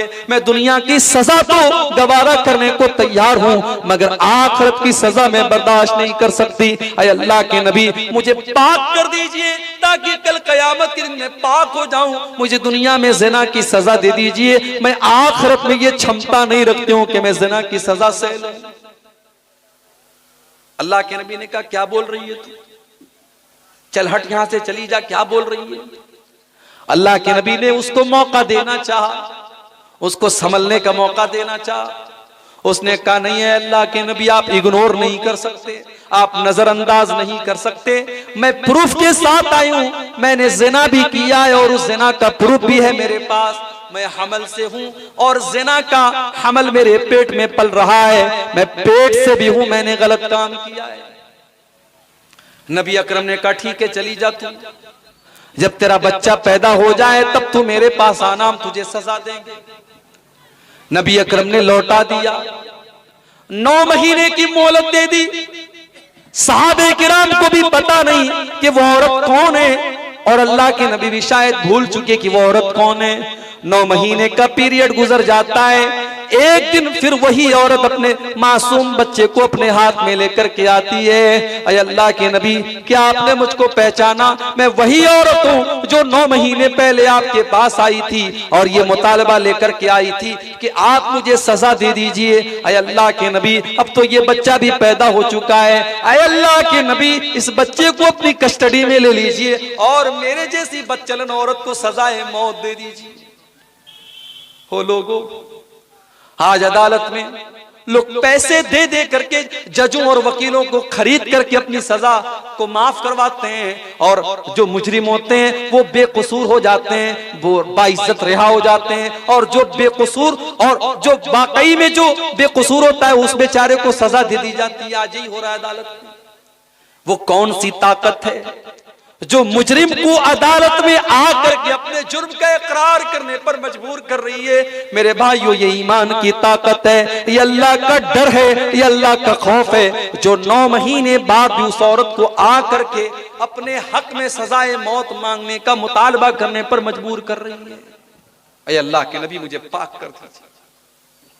आपने कहा नहीं, अभी तुम्हारा बच्चा छोटा है, मां के दूध पर डिपेंड है, जब तक ये बच्चा दूध पी रहा है हम तुम्हें सजा नहीं दे सकते। जाओ, जब तुम्हारा बच्चा दूध छोड़ दे, रोटी खाने लगे, तब तुम मेरे पास। अल्लाह के नबी ने 2 साल का टाइम और दे दिया, 2 साल की मोहलत और दे दी। 2 साल का पीरियड गुजर गया और 2 साल के बाद वो औरत अपने बच्चे को लेकर के आती है और बच्चे के हाथ में रोटी का टुकड़ा है, बच्चा रोटी खा रहा है। अय अल्लाह के नबी मैं वही गामे दिया औरत हूँ, अय अल्लाह के नबी मैं वही औरत हूँ जो आपके पास आकर के अपने ज़िना का इकरार कर रही थी। ताहिरनी या रसूल अल्लाह, अय अल्लाह के नबी मुझे सजाए मौत दे करके मुझे पाक कर दीजिए। आपने बच्चा एक मुसलमान के हवाले किया, आपने बच्चे को एक मुसलमान के हवाले किया और जमीन के अंदर गड्ढा खोदने का हुक्म दिया गया। गड्ढा तैयार हो गया, औरत का आधा दर उस गड्ढे के अंदर डाला गया। आपने सहाबा को हुक्म दिया कि उसको पत्थरों से मार मार के खत्म किया जाए। हो लोगों, अगर आज जिना की ये सजा, आज जिना की सजा को लागू कर दिया जाए, ये 5-5 साल की बच्चियों के साथ रेप करने वाले दहल जाएंगे। ये आज जिना के जो वाकयात हो रहे हैं, अगर इस्लाम ने जिना की जो सजा दी, अगर उस जिना को अगर आज राइज कर दिया जाए तो आज जिना बंद हो जाएंगे। मगर याद रहे, इस्लाम जिना सिर्फ जबरदस्ती जिना कोई जिना नहीं कहता है, इस्लाम आपस की सहमति वाले जिना को भी जिना कहता है। हमारे मुल्क का कानून क्या कहता है? अगर बालिग मर्द और बालिग औरत 18 साल के ऊपर की लड़की है और 21 साल के ऊपर का मर्द है, अगर बालिग मर्द और औरत आपस में आपसी सहमति से अगर संबंध बनाते हैं तो कानूनन वो गलत नहीं है। हमारे भारत का कानून ये कहता है, मगर इस्लामी तालीम ये है कि जिना अगर बिल जबर है, जबरदस्ती अगर हो रहा है तब भी वो जिना है, और अगर निकाह के बगैर और शादी के बगैर अगर लड़का लड़की आपस में मिल रहे हैं तब भी वो जिना है, और इस्लाम में सजा दोनों की बराबर है। ऐसा ऐसा नहीं है कि जबरदस्ती अगर ज़िना हो रहा है तो उसमें सजा होगी और आपस की सहमति से हो रहा है तो सजा नहीं होगी। इस्लामी हुकूमत में सजा दोनों को बराबर मिलेगी। मेरे भाइयों, अगर वाकई में अगर आज ज़िना की सजा को लागू कर दिया जाए तो ज़िना के वाकयात बंद हो जाए। पत्थर मारा जा रहा है औरत को, सहाबा-ए-किराम पत्थर मार रहे हैं, जाहिर है ज़िना किया था उसने। उस औरत के खून के कुछ छींटे हजरते खालिद बिन वलीद के कपड़े पर पड़ जाते हैं और उनकी जुबान से कुछ गलत कलमात उस औरत के बारे में निकल जाते हैं कि ऐसी बदचलन औरत और ऐसी नापाक औरत का खून मेरे कपड़े पर लग गया। इस तरीके के कुछ जुमले हजरत खालिद बिन वलीद की जुबान से निकल जाते हैं। सही मुस्लिम की रिवायत है, अल्लाह के नबी हजरत खालिद को डांटते हैं और कहते हैं, महलन या खालिद, ऐ खालिद खबरदार खबरदार, ऐ खालिद तुम्हें अपनी जुबान से ऐसा कोई लफ्ज निकालने की परमिशन नहीं है। ऐ खालिद तुम्हें ये कहने का कोई अधिकार नहीं है। ऐ खालिद इस औरत ने तो तौबा की है, इसने तो खुदा करके अपने लिए सजा मांगी है। ऐ खालिद लक़द ताबत तौबतन लौ ताबहा साहिब मुहसिन लगुफिर लहू। ऐ खालिद इसने तो इतनी सच्ची तौबा की है, अगर कोई डाकू भी ऐसी तौबा करता तो अल्लाह उस डाकू को भी माफ कर देता। इसने तो इतनी सच्ची तौबा की है। ऐ खालिद इसकी तौबा का मजाक न उड़ाओ। ऐ खालिद इस औरत की तौबा को मामूली मत समझो। और जब उसका इंतकाल हो गया, नबी अकरम ने कहा उसको कफनाया जाए और मैं उसकी जनाजे की नमाज पढ़ाऊंगा। उमर फारूक ने कपड़ा पकड़ लिया अल्लाह के नबी का, अल्लाह के नबी आप एक बदचलन और बेहया और जानिया का जनाजा पढ़ाएंगे? आपने कहा कि हाँ उमर, उसने तौबा कर ली है, उसने तौबा कर ली है। और तौबा करने वाला अत्ताइबु मिनज़ ज़ंबि कमन ला ज़ंब लहू, गुनाह से अगर कोई तौबा कर ले तो अल्लाह के नबी फरमाते हैं कि समझो उसने कभी गुनाह किया ही नहीं था। तौबा करने के बाद इंसान पाक और साफ हो जाता है। इस्लाम मेरे भाइयों वो दीन है और ईमान की ताकत वो ताकत है जो मुजरिम को अदालत में आकर अपने जुर्म का इकरार करने पर मजबूर करती है। और आगे बढ़िए, उमर फारूक का दौर है। रात में जब सारी दुनिया अपने बिस्तर पे सो रही है, अमीरुल मोमिनीन रातों में उठ करके अपने मदीना के घर घर का चक्कर लगा रहे हैं। कहीं कोई बच्चा भूखा तो नहीं है, कहीं ऐसा तो नहीं कि किसी घर में अनाज की कमी है, कहीं ऐसा तो नहीं कि किसी घर में फाका हो रहा है। सारी दुनिया आराम से सो रही है और अमीरुल मोमिनीन हजरत उमर फारूक मदीना का गश्त लगा रहे हैं, मदीना का चक्कर लगा रहे हैं। एक दिन गश्त कर रहे थे, अचानक एक मकान से आवाज आई, माँ और बेटी में बातचीत हो रही है। उस घर में दूध का कारोबार होता था। माँ अपनी बेटी से कह रही है कि बेटी जल्दी से उठ करके दूध में पानी मिला दे, सुबह हमको दूध बेचने जाना है। बेटी कहती अम्मी जान आपने सुना नहीं, अमीरुल मोमिनीन हजरत उमर फारूक का ऑर्डिनेंस आया है, उनका कानून आया है, उनकी तरफ से ये ऐलान आया है कि दूध में पानी मिलाना जुर्म है, अपराध है और इसकी सजा मिलेगी। माँ ने कहा बेटा रात का सन्नाटा है, उमर अपने घर में आराम से लेटा होगा, तो क्या उमर की बात कर रही है, जल्दी से उठ के दूध में पानी मिला दे, बहस मत कर, सुबह हमको दूध बेचने जाना है। मां ने ये जवाब दिया। बेटी कहती अम्मी जान आपने बिल्कुल सही कहा, हजरत उमर फारूक तो अपने घर में आराम से सो रहे होंगे।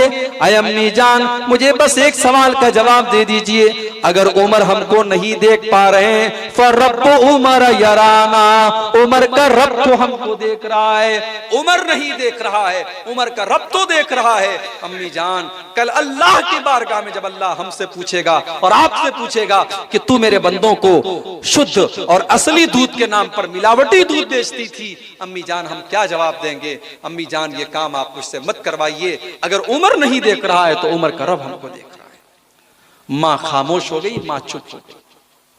हजरत उमर ने मकान का नंबर नोट कर लिया, मकान का नंबर नोट कर लिया, मकान का लोकेशन नोट कर लिया। अगले दिन सुबह अपने सारे बच्चों को बुलाया और इस पर गौर करना, रिश्ता करने जाती हैं जब हमारी माएं और बहनें तो उनको अपने लंगूर जैसे बेटे के लिए हूर पहले तलाश होती है। उनको लड़का बेचारा जितना भी लंगूर हो लेकिन उसके लिए हूर चाहिए उनको। खूबसूरत बहू चाहिए। दीनदारी कौन देखता है भाई? कितनी गरीब बेटियां हैं बेचारी, जो आलिमा है, दीनदार है, इज्जतदार घराने की हैं, मगर उनके बाप के पास अपने दामाद को देने के लिए 2 लाख 3 लाख कैश नहीं है, 4 व्हीलर और 2 व्हीलर देने की ताकत नहीं है। गरीब बाप की बेटियां आज जवानी की दहलीज को पार कर रही हैं। क्यों? क्योंकि हम जब रिश्ता देखने जाते हैं और रिश्ता करने जाते हैं तो हमारी नजर पहले दौलत पर होती है, खूबसूरती पर होती है। मेरे भाइयों, जब हमने रिश्ते की शुरुआत ही दीनदारी पर नहीं की है तो फिर अगर घर को बिगाड़ने वाली बहू आती है, सास से झगड़ा करने वाली बहू आती है और शौहर पर हुक्म चलाने वाली बहू आती है तो हमें हैरत नहीं करना चाहिए। हम अगर बबूल का पेड़ बोएंगे तो आम नहीं निकलेगा। हमने आम का पेड़ ही नहीं बोया, हमने बोया बबूल का पेड़ है तो आम कहां से निकलेगा? हमने बुनियाद ही गलत रखी है। हमने रिश्ते की बुनियाद क्या रखी है? हजरत उमर फारूक अपने घर में अपने बच्चों को बुलाते हैं। मेरे बच्चों, में कल रात में लड़की की आवाज सुन के आया हूं। मुझको नहीं पता कि वो लड़की खूबसूरत है कि नहीं है, मुझको ये भी नहीं पता उस लड़की का खानदान कैसा है, मुझको ये भी नहीं पता कि उस लड़की की तालीम कितनी, वो कितनी पढ़ी लिखी है, मगर मुझे इतना जरूर पता है कि वो लड़की दीनदार है, वो अल्लाह से डरने वाली और अल्लाह से खौफ खाने वाली, और अल्लाह का खौफ उसके दिल में है। मेरे बच्चों, मैं उस लड़की से मिलकर उस लड़की की आवाज सुन करके आया हूं, जो अपनी माँ से कहती है कि अगर उमर नहीं देख रहा है तो उमर का रब हमको देख रहा है, और मैं उस लड़की को अपने घर की बहू बनाना चाहता हूं। अब तुम बताओ, तुम्हें कौन उससे शादी करेगा? आज के दौर के लड़के होते तो कहते कि अच्छा, आपने बस आवाज सुन ली और हम शादी कर लें, इतना आसान काम समझ रखा है आपने। आजकल तो माशाल्लाह शादी के पहले जब तक रात भर बात ना हो तब तक शादी नहीं होती। हमारे पास लोग सवाल करते हैं, मौलवी साहब मंगेतर से बात करना कैसा है? अब मोबाइल सबके पास आ गया भाई, यहाँ तो रिश्ता लगता है, लोग फौरन मोबाइल नंबर मांग लेते हैं लड़की का, बातचीत शुरू कर देते हैं, और कुछ तो इस हद तक चले जाते हैं कि अल्लाह माफ करे, वो ये समझते हैं बस मंगनी हो गई, रिश्ता लग गया, अब मुझे सारे अधिकार हासिल हो गए। माफ कीजिए, मंगेतर आपके लिए गैर महरम है। जब तक निकाह ना हो जाए आपके लिए गैर जरूरी उससे बात करना। भाई कभी कोई जरूरत पड़ गई, कोई बात पड़ गई, आपने बात कर लिया, आप रात पर मोबाइल से चिपके हुए हैं और प्यार मोहब्बत की बातें हो रही हैं, फिर मुलाकात भी हो रही है और आप बिल्कुल बीवी की तरह उससे ट्रीट कर रहे हैं, ये हराम है और ये ज़नाकारी और बदकारी को दावत देने वाली चीज है। माफ कीजिए मेरे भाई, मंगनी कर देने से वो लड़की आपके लिए जायज नहीं हो जाती। जब तक निकाह ना हो जाए तब तक वो आपके लिए जायज नहीं है। तो आज का नौजवान होता तो कहता कि अरे आपने एक आवाज सुनी और हम शादी कर लें, कोई तैयार ना होता। मगर हजरत उमर के बेटे हजरत आसिम ने कहा, अरे अब्बा जान, अगर आपने देखा है कि वो लड़की दीनदार है, शक्ल सूरत से और उसके खानदान से और उसकी दौलत से मुझे कोई मतलब नहीं, अगर वाकई में वो दीनदार है और ईमान वाली है और तकवा वाली है तो अब्बा जान मैं उससे निकाह करने के लिए तैयार हूं। और हजरत उमर की बहू बनकर के वो औरत आती है। और मेरे भाइयों, जब घर में दीनदार औरत आती है तब घर को 4 चांद लग जाते हैं। वो औरत हजरत उमर की बहू बनती है और फिर उसी औरत की नस्ल से आगे चल करके अल्लाह का एक नेक बंदा पैदा होता है जिसे दुनिया उमर बिन अब्दुल अजीज कहती है। और हजरत उमर फारूक का उनका दूसरा रूप दुनिया कहती है कि दूसरा उमर दुनिया को अगर मिला तो उमर बिन अब्दुल अजीज की शक्ल में मिला। मेरे भाइयों, जब नेक और दीनदार बीवी घर में आती है तो घर को 4 चांद लग जाते हैं। इसीलिए अल्लाह के नबी से पूछा गया कि सबसे बेहतरीन औरत कौन सी है, सबसे अच्छी औरत कौन सी है? आपने फरमाया अल्लती तसुर्रुहु इज़ा नज़र, जब शौहर देखे तो खुश हो जाए। बेहतरीन औरत वो है कि शौहर देखे तो खुश हो जाए। यहां तो बीवी जलसे में जा रही है तो पूरी बन सवर के जा रही है, शादी में जा रही है तो बिल्कुल नई वाली साड़ी निकाल करके और पूरा मेकअप कर करके और 1 घंटा आईने के सामने बिल्कुल अपने चेहरे पर दुनिया भर के मटेरियल लगा करके। और बाज औरतें तो इतना अपना रंग बदल लेती हैं कि उनके मोबाइल का फेस लॉक जो होता है वो मोबाइल बेचारा उनको नहीं पहचानता कि कौन आ गया। मासूम बच्चे माँ को नहीं पहचानते, ये कौन सी औरत मेरे घर में आ गई, इतना मेकअप करके अपने आप को बदल लेती हैं। शादी के लिए इतना मेकअप हो रहा है, पार्टी में जाने के लिए और घूमने फिरने के लिए इतना मेकअप हो रहा है, और शौहर बेचारा जब घर में आता है तो वही पसीने की बदबू होती है, वही मसाले की महक होती है, वही तेल से सना हुआ बदबूदार कपड़ा होता है। मेरी माँ और मेरी बहनों, आपकी ज़ेबो ज़ीनत, शादी के बाद आपकी ज़ेबो ज़ीनत का हकदार आपका शौहर है। अगर शौहर के लिए आपने अपने आप को सजाया और संवारा नहीं है तो माफ कीजिए, आप एक बीवी का हक अदा नहीं कर रही हैं। अल्लाह के नबी ने फरमाया, बेहतरीन औरत वो है कि शौहर देखे तो खुश हो जाए, वो तुतीउहु इज़ा अमर, और शौहर जब कोई हुक्म दे तो बीवी माने, वला तुखालिफुहु फी नफ्सिहा व मालिही बिमा यकरा, और शौहर की फरमा बरदारी करे और अपनी इज्जत व आबरू की हिफाजत करे और शौहर के माल की हिफाजत करे। आज ऐसी औरतें हमारे घरों में आ जाएं तो घरों को चार चांद लग जाए।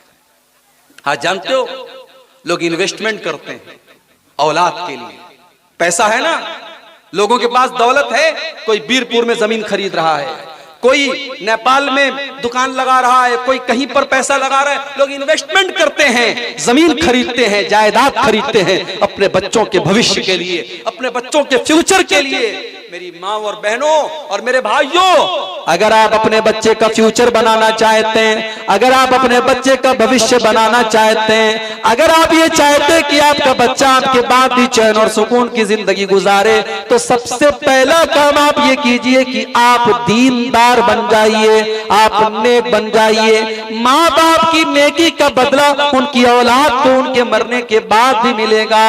अगर आप नेक बन जाएं, अगर आप दीनदार बन जाएं, माँ अगर दीनदार बन जाए, बाप अगर दीनदार बन जाए, तो उसकी नेकी का बदला उसके बच्चों को उसके मरने के बाद भी मिलेगा। और अगर आप दलील इसकी पूछना चाहते हैं तो चलिए हम कुरान का 16वां पारा आपको दिखा देते हैं। कल जुमा का दिन है, जुमा के दिन अगर आपको मौका मिलेगा 15 से 20 मिनट आपको लगेगा, कुरान मजीद के 15वें पारे में और 16वें पारे में एक सूरत है, सूरतुल कहफ। अल्लाह के नबी ने फरमाया कि जो जुमा के दिन इसकी तिलावत करता है, अगले जुमा तक अल्लाह ताला की तरफ से उसको एक रोशनी, एक नूर, एक लाइट अता की जाती है, यानी आपकी जिंदगी में बरकत वाली रोशनी आएगी। 15 से 20 मिनट लगेगा, आप सूरह कहफ की तिलावत जरूर कर लें। सूरह कहफ में अल्लाह ताला ने एक वाकया बयान किया, हजरत मूसा अलैहिस्सलाम का और हजरत खज़िर अलैहिस्सलाम का। ये दोनों अल्लाह के पैगंबर हैं, दोनों एक गांव के पास से गुजरते हैं। गांव के लोग बड़े कंजूस होते हैं, गांव के लोग बड़े कंजूस होते हैं, मेहमान के साथ बदतमीजी करने वाले होते हैं। हजरत मूसा और हजरत खज़िर दोनों भूखे प्यासे थे, दोनों ने खाना मांगा, भूखे प्यासे थे, खाना मांगा। गांव वालों ने कहा कि हम किसी अजनबी को खाना नहीं खिलाते, उन्होंने खाना नहीं खिलाया। दोनों बेचारे थके हारे बैठे थे। हजरत खज़िर ने देखा कि एक मकान की दीवार टेढ़ी है और गिरने वाली है। हजरत खज़िर को अल्लाह ताला ने बहुत पावर दिया था, ताकत दिया था, उन्होंने खड़े होकर के दीवार को सीधा कर दिया। हजरत मूसा को बड़ा गुस्सा आया कि एक तो इन कंजूसों ने हम लोगों को खाना नहीं खिलाया और आपने फ्री में उनकी दीवार ठीक कर दी। हजरत मूसा ने कहा, अगर आप चाहते तो पहले उजरत मांग लेते, इसका बदला मांग लेते, उसके बाद आप दीवार ठीक करते, आपने दीवार क्यों ठीक की? तो इसका जवाब देते हुए हजरत खज़िर ने कहा था, व अम्मल जिदारु फकाना लिगुलामैन यतीमैन फिल मदीनति व कान तहतहु कंजुल लहुमा। ऐ मूसा, वो दीवार 2 यतीम बच्चों के मकान की दीवार थी, वो दीवार 2 यतीम बच्चों के मकान की दीवार थी, और उस दीवार के नीचे खजाना छुपा हुआ था जो उन बच्चों के बाप ने अपनी जिंदगी में अपने बच्चों के लिए दबा के रखा था। अगर दीवार गिर जाती, खजाना गांव वाले लूट लेते, और वैसे भी गांव वाले बड़े लालची और मक्खी चूस कंजूस थे, इसलिए अल्लाह ने मुझे हुक्म दिया कि मैं दीवार को ठीक कर दूं, ताकि कल जब वो बच्चे जवान हो जाएं, समझदार हो जाएं, तब अपने बाप का खजाना वो हासिल कर लें। और ये काम मैंने क्यों किया?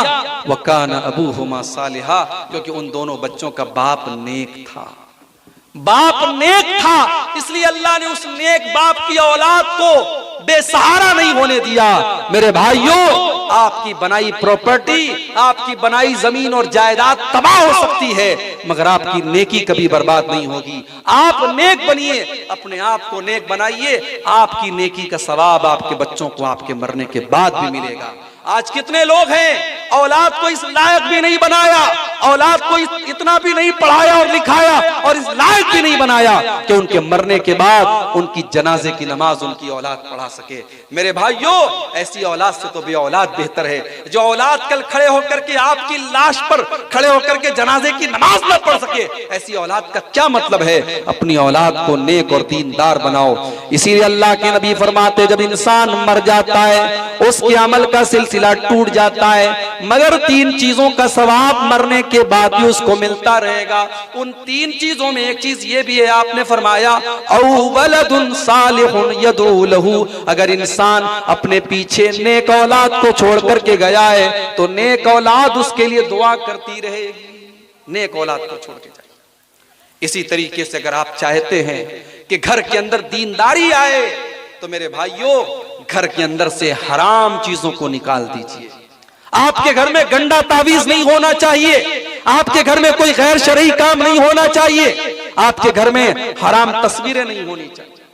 हमारे बहुत सारे नौजवान हैं शाहरुख खान के बड़े फैन हैं, और आजकल तो शाहरुख खान साहब के इतने बड़े फैन हो चुके हैं, उनकी कोई फिल्म आई है, उस फिल्म का इतना प्रचार किया जा रहा है। एक साहब ने मुझे मोबाइल पर मैसेज भेजा कि शाहरुख खान की इस फिल्म को देखने के पहले वजू करके जाएं, वजू करके जाएं और अदब से जाएं, इस्लाम की तबलीग हो रही है इससे। मैंने कहा अल्लाह अकबर। यानी आज फिल्मों के जरिए इस्लाम का नाम रोशन हो रहा है। आज अगर किसी फिल्म पर पाबंदी लगने की बात आती है तो मुसलमान सोचता है हम अपने मुसलमान भाई की फिल्म है, हम पहले थिएटर में जाके इस फिल्म को देखेंगे। पाबंदी तो मस्जिद पर भी लगने की बात आई थी, पाबंदी तो नमाज पर भी लगने की बात आई थी। तूने मस्जिदों को तो आबाद नहीं किया, तूने नमाजों से तो अपनी मस्जिदों को आबाद नहीं किया। इसका मतलब ये है कि तुझे फिल्मों से मोहब्बत है, तुझे फिल्मी अदाकारों से मोहब्बत है, तुझे नमाज से मोहब्बत नहीं है। आज कितने मुसलमान नौजवान हैं वो शाहरुख खान के जैसा बाल रखते हैं, सलमान खान की जैसी बॉडी बनाते हैं। सलमान खान ने जो लॉकेट पहना है वो लॉकेट पहनते हैं और घरों में अपने पसंदीदा फिल्मी हीरो और हीरोइन की तस्वीरें लगाते हैं। मेरे भाइयों, अगर घर के अंदर बरकत चाहिए, अगर घर के अंदर रहमत चाहिए तो घर के अंदर से इन तमाम फजूल चीजों को आप निकाल दें। और तस्वीरों के मामले में भी मैं अक्सर ये कहता हूं कि जहां जरूरत ना हो बिला जरूरत, आज कितनी मुसलमान लड़कियां हैं वो आपस में फोटो लेती हैं, उसके बाद स्टेटस पे लगाती हैं या अपनी सहेलियों को भेजती हैं। माफ कीजिए, मर्दों के लिए तो एक हद तक जरूरत तक फोटो खींचने की और फोटो रखने की गुंजाइश बनती भी है, लेकिन औरतें अगर अपनी तस्वीरें ले रही हैं और वो तस्वीरें अपनी सहेलियों को और अपने रिश्तेदारों को भेज रही हैं और इस बात का डर है कि वो तस्वीरें दूसरे गैर महरम मर्द भी देख सकते हैं, तो ये बहुत बड़ी बेहयाई है और इससे हमें और आपको बचना चाहिए। अल्लाह ने कुरान में फरमाया, इन्नल्लज़ीना युहिब्बूना अन तशिय्यल फाहिशतु फिल्लज़ीना आमनू लहुम अज़ाबुन अलीमुन फिद दुनिया वल आखिरा। जो लोग मुसलमानों के दरमियान बेहयाई को फैलाना चाहते हैं उनको दुनिया में भी दर्दनाक अज़ाब मिलेगा और आखिरत में भी दर्दनाक अज़ाब मिलेगा। आप स्टेटस पर गाना लगा रहे हैं। आजकल स्टेटस क्या हो रहा है, इंसान का जैसा मूड होता है वैसा वो स्टेटस लगाता है। खुश है तो खुशी वाला म्यूजिक लगा रहा है, अगर दुखी है तो सैड सॉन्ग लगा रहा है। किसी को ये तौफीक नहीं हो रही कि कुरान की कोई आयत लगा दे, कोई हदीस लगा दे, कोई दुआ लगा दे, किसी अच्छी तकरीर का कोई क्लिप लगा दे। लोग स्टेटस पर भी फिल्मी गाने और म्यूजिक लगा रहे हैं। मेरे भाइयों, ये बात याद रखिए, बुराई करना, बुरा काम करना ये गलत है, लेकिन बुरे काम को शेयर करना और बुरी चीज को दूसरों तक पहुंचाना ये और भी बुरा काम है। अल्लाह के नबी ने फरमाया, अगर आप किसी भलाई के बारे में किसी को बताते हैं, किसी अच्छी चीज के बारे में आप बताते हैं और आपके बताने की वजह से कोई उस पर अमल करता है, तो जितना अमल करने वाले को सवाब मिलेगा आपको भी उतना सवाब मिलेगा और उसके सवाब में कोई कमी नहीं की जाएगी। अगर आपने किसी को कोई गलत चीज बता दी, स्टेटस पर आपने कोई गाना लगा दिया और आपके किसी दोस्त ने वो गाना डाउनलोड किया, उसने अपने स्टेटस पर लगाया, फिर उसके स्टेटस को 100 लोगों ने देखा, तो जहां जहां तक वो गाना देखा जा रहा है आपको उसकी सजा मिलती रहेगी, आपको उसका अज़ाब मिलता रहेगा, क्योंकि शुरुआत आपने की थी। इसलिए गुनाह की शुरुआत करने वाले मत बनो मेरे भाई। अगर आपने खुद कोई गुनाह कर लिया है, उसके जिम्मेदार आप अकेले हैं, मगर फेसबुक पर आपने, इंस्टाग्राम पर आपने, व्हाट्सएप पर आपने उसको शेयर कर दिया, तो गुनाह को शेयर करना ये और भी बड़ा गुनाह है। इससे हमें और आपको बचना चाहिए। आज मोबाइल जरूरत की चीज है। आज बहुत सारे काम है जो मोबाइल के बगैर नहीं हो सकते। हम ये तो नहीं कह सकते कि अपनी लड़कियों को आप मोबाइल मत दीजिए, अपने लड़कों को आप मोबाइल मत दीजिए, मगर मोबाइल को उसकी हद में रखिए, मोबाइल को उसकी हद में रखिए। किसी ने बड़ी अच्छी बात कही थी कि मोबाइल को आज स्मार्टफोन कहा जाता है, मोबाइल को स्मार्टफोन कहा जाता है। ये स्मार्टफोन ऐसे ही नहीं हो गया, ये कैलकुलेटर को खा गया, ये घड़ी को खा गया, ये कैलेंडर को खा गया, ये अलार्म घड़ी को खा गया, ये बाप की मोहब्बत को खा गया, ये बीवी की मोहब्बत को खा गया। रात में शौहर बिस्तर पे आता है, बीवी बेचारी बैठ करके सीरियल देख रही है, शौहर बेचारा व्हाट्सएप पर लगा हुआ है। पहले लोग घर में आते थे तो दो चार मोहब्बत की बातें बीवी से करते थे, बीवी दो चार मोहब्बत की बातें शौहर से करती थी। अब तो बीवी बेचारी सीरियल में देख रही है कि सास कैसे बहू पर जुल्म करती है, बहू कैसे सास के साथ साजिश करती है, ननद भाभी के खिलाफ कैसे प्लान चलती है, वो बेचारी ये सब देख रही है। और शौहर बेचारा वो इंस्टाग्राम पर और टेलीग्राम पर और व्हाट्सएप पर वीडियोस देख रहा है। तो ये नहीं होना चाहिए मेरे भाई। बच्चों को उनका हक दो, बीवी को उसका हक दो, बाप को उसका हक दो। आज छोटे छोटे बच्चे होते हैं 3 साल के 4 साल के, माँ अपने बच्चों के हाथ में मोबाइल थमा देती है। कितने बच्चे हैं जो बगैर मोबाइल के खाना नहीं खाते। जब तक माँ उनके हाथ में मोबाइल नहीं दे देगी और बच्चे को वीडियो लगा के नहीं दिया जाएगा, बच्चा खाना नहीं खाता है। ये आदत मत डलवाइए अपने बच्चों की। और अरबी के किसी शायर ने बड़ी सच्ची बात कही थी कि लैसल यतीम मन इंतहा अबवाहु मिन हम्मिल हयात व खल्लफाहु जलीला। यतीम वो नहीं है जिसके माँ बाप उसे दुनिया में छोड़ के चले जाए। यतीम वो नहीं है जिसकी माँ छोड़ के चली जाए, जिसका बाप छोड़ के चला जाए। इन्नल यतीम हुवल्लज़ी तल्क़ा लहू उम्मन तखल्लत अव अब मशगूला। अरे यतीम तो वो है जिसकी माँ के पास उसके लिए टाइम नहीं है, जिसके बाप के पास उसके लिए टाइम नहीं है। माँ अलग मोबाइल में लगी है, बाप अलग मोबाइल में लगा है। बच्चा बेचारा माँ के प्यार के लिए तरसता है, बाप के प्यार के लिए तरसता है। इस मोबाइल को इसकी औकात में रखो मेरे भाई। मैं अपने नौजवानों से कहना चाहूंगा, अपने जान पर जुल्म मत करो, अपने जिस्म पर जुल्म मत करो। रात को 2-2 बजे तक जो तुम मोबाइल में लगे रहते हो, और याद रखो इस मोबाइल पर जो तुम देख रहे हो और जो कुछ तुम कानों से सुन रहे हो, ये कान कल कयामत के दिन गवाही देगा, ये आंखें कल कयामत के दिन गवाही देगी। और ये मैं नहीं कह रहा हूं, ये रब का कुरान कह रहा है। हत्ता इज़ा मा जाऊहा शहीदा अलैहिम समूहुम व अबसारुहुम व जुलूदुहुम बिमा कानू यामलून। कल कयामत के दिन तुम्हारे कान तुम्हारे खिलाफ गवाही देंगे, तुम्हारी आंखें तुम्हारे खिलाफ गवाही देंगी, तुम्हारे बदन के चमड़े तुम्हारे खिलाफ गवाही देंगे। कयामत के दिन हमारी आंखें बताएंगी हमने मोबाइल पर क्या क्या देखा था। हमने ब्राउजर की हिस्ट्री डिलीट कर दी, हमने यूट्यूब की हिस्ट्री डिलीट कर दी, हमने मोबाइल पर किससे चैटिंग की, हमने चैटिंग डिलीट कर दी। हम सब कुछ डिलीट कर सकते हैं, मगर ये जो किरामन कातिबीन हैं, ये जो अल्लाह के फरिश्ते रिकॉर्ड कर रहे हैं, एक नेकी लिख रहा है, एक गुनाह लिख रहा है, इनकी रिकॉर्डिंग को हम डिलीट नहीं कर सकते। ये सब कुछ रिकॉर्ड कर रहे हैं। व इन्ना अलैकुम लहाफिज़ीन किरामन कातिबीन यालमूना मा तफ़अलून। हमारे फरिश्ते तुम्हारे एक एक अमल को रिकॉर्ड कर रहे हैं, और अमल कोई नहीं, हमारी जुबान से निकलने वाले एक एक लफ्ज को रिकॉर्ड कर रहे हैं। और कल कयामत के दिन अल्लाह की बारगाह में हमारी जिंदगी भर की रिकॉर्डिंग को पेश किया जाएगा। मेरे भाइयों, उस दिन से डरो और अपनी आंखों की हिफाजत करो, अपने हाथों की हिफाजत करो, अपने कानों की हिफाजत करो। आंखों के ज़िना से बचो, कानों के ज़िना से बचो। आंखों का ज़िना गंदी चीज को देखना है, कानों का ज़िना गंदी चीज को सुनना है, जुबान का ज़िना गंदी चीज को मुंह से निकालना है। इन तमाम चीजों से हम अपने घरों को बचाएं, तब हमारे घर में दीनदारी आएगी। और आखिरी चीज मैं बयान करके बात खत्म कर रहा हूं। अगर हम ये चाहते हैं कि हमारे घर में दीनदारी आए, हमारे घर में शरीयत आए, हमारे घर में इस्लाम आए, तो जब भी हम दुआ के लिए हाथ उठाएं तो अपने परिवार के लिए भी दुआ करें, अपने बीवी बच्चों के लिए दुआ करें। और 2 दुआएं मैं आपको सिखा रहा हूं, इन दुआओं को आप याद कर लें। पहली दुआ कुरान के 19वें पारे में अल्लाह ने हमको सिखाई है, रब्बना हब लना मिन अज़वाजिना व ज़ुर्रिय्यातिना कुर्रता आयुन वजअलना लिलमुत्तक़ीना इमामा। बड़ी प्यारी दुआ है, कुरान के 19वें पारे में है। घर जाकर के एक बार उसको याद कर लेना, अच्छे से देख लेना। इस दुआ का मतलब क्या है? ऐ हमारे रब, हमारे बीवी बच्चों को हमारी आंखों की ठंडक बना दे, हमारे बीवी बच्चों को हमारी आंखों की ठंडक बना दे, हमारे बच्चों को इतना नेक बना दे कि हमारे दिल का चैन बन जाए, हमारी बीवी को इतना नेक बना दे कि हमारे दिल का चैन बन जाए। वजअलना लिलमुत्तक़ीना इमामा, और अल्लाह तू हमें इतना नेक बना दे, इतना मुत्तकी बना दे कि हम मुत्तकियों के इमाम बन जाएं, हम मुत्तकियों के पेशवा बन जाएं। एक दुआ आप ये याद करना, और एक दुआ जो हमारे बाप इब्राहीम अलैहिस्सलाम ने की थी, वो दुआ भी आप याद कर लें, रब्बिग़फिरली वलिवालिदैया वलिलमुमिनीना यौम यक़ूमुल हिसाब।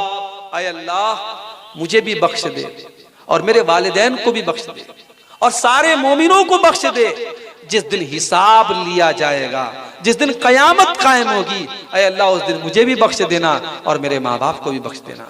तो अपने परिवार के लिए दुआ करो मेरे भाई, अपनी औलाद के लिए दुआ करो।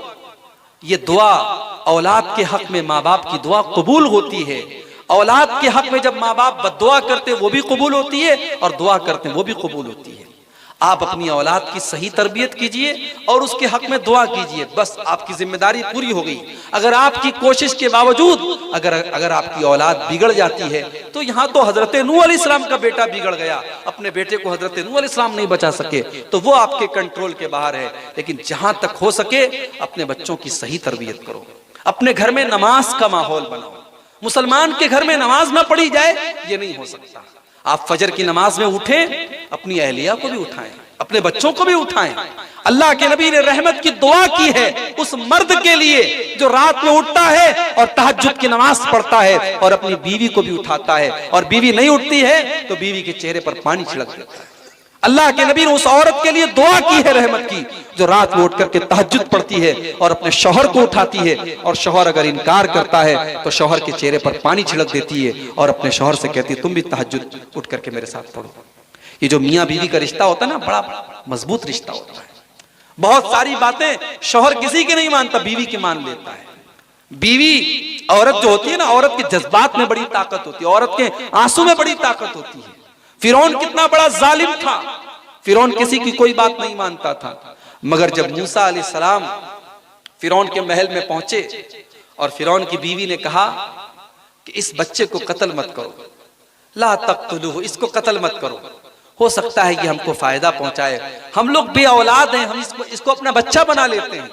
फिरौन इतना बड़ा जालिम था, सारे बच्चों को कत्ल करने का ऑर्डर दे रखा था, मगर बीवी के सामने पिघल गया, बीवी के सामने पिघल गया, बीवी की बात मान गया।